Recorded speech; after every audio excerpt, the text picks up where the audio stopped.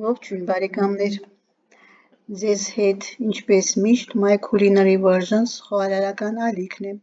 և այսօր մեր թեման ինչպես վարվել, եթե խոհանոցում ամենակրիտիկական պահին պակասում է այս կամ այն մթերքը, ինչպես ճիշտ փոխարինել օրինակ թխվածքի բաղադրիչները, եթե պակասում են, սա թերևս ամենակարևոր գիտությունն է խոհանոցում, քանի որ թխվածքը քիմիա է և բաղադրիչի բացակայությունը կարող է փչացնել ամեն ինչ, ահա թե ինչպես կարելի է խաբել բաղադրատոմսին։ Հիմա ինչով փոխարինել ձուն։ Քանի որ ձուն թխվածքի մեջ ծառայում է որպես սոսինձ, կապող օղակ կամ բարձրացնող միջոց, ուրեմն պետք է փոխարինել այնպիսի մթերքով, որ կկատարի այդ դերը։ Կարելի է փոխարինել առաջինը բանանով, 1 ձուն հավասար է կես հասած տրորած բանանի, հիանալի է բիսկվիտների և փանքեյքերի համար։ Կարելի է փոխարինել խնձորի պյուրեով, 1 ձուն հավասար է 3 ճաշի գդալ պյուրեի, թխվածքը դարձնում է շատ խոնավ և նուրբ։ Հաջորդը կարելի է փոխարինել օսլայով, 1 ձուն հավասար է 1 ճաշի գդալ օսլա պլյուս 2 ճաշի գդալ ջուր, լավագույնն է կոտլետների կամ խմորի համար։ Կարելի է փոխարինել ձուն չիայի կամ ղույշի սերմերով, 1 ճաշի գդալ աղացած սերմ, 3 ճաշի գդալ ջուր, թողնել 10 րոպե մինչև դառնա ժելեանման։ Հիմա կարագը,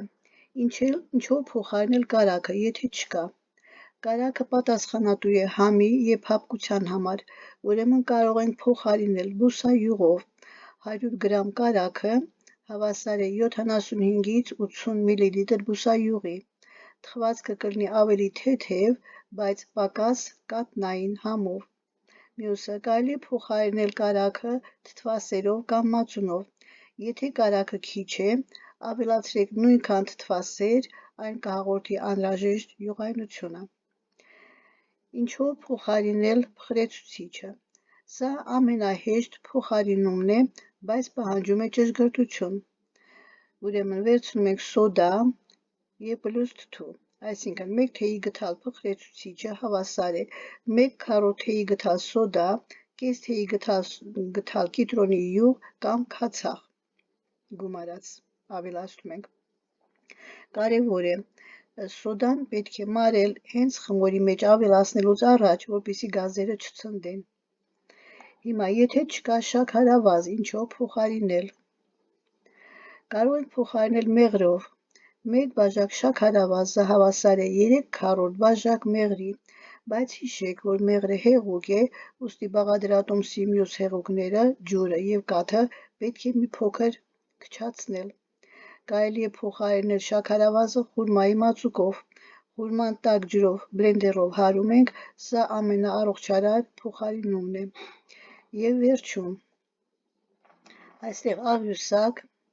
եթե չկա, ինչով փոխարինենք և արդյունքում ինչ կստանանք։ Հիմա կաթ, եթե չկա կաթ,